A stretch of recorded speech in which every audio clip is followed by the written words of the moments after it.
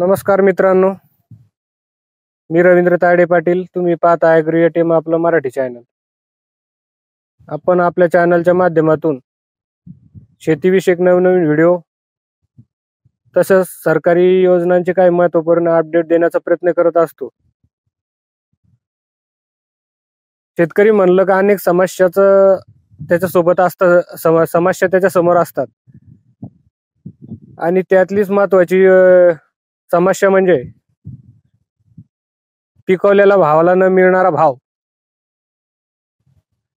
अवेळी येणारा पाऊस, गारपीट, अतिवृष्टी, पूर परिस्थिती अशा विविध नैसर्गिक आपत्तीतून शेतकरी माल पिकवतो आणि तो मार्केटला गेल्यानंतर त्याला भाव पण व्यवस्थित मिळत नाही.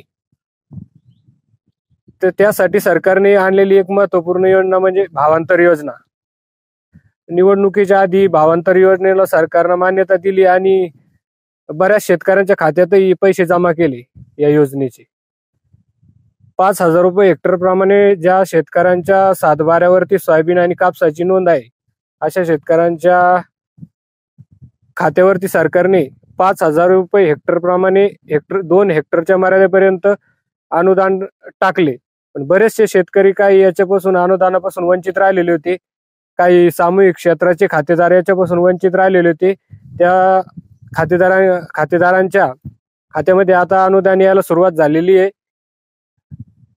हेक्टरी 5,000 रुपये, 2 हेक्टरच्या मर्यादेत 10,000 पर्यंतची ही रक्कम आता उर्वरित राहिलेल्या शेतकऱ्यांच्या खात्यावर जमा व्हायला सुरुवात झालेली आहे. एक महत्त्वाचं अपडेट होतं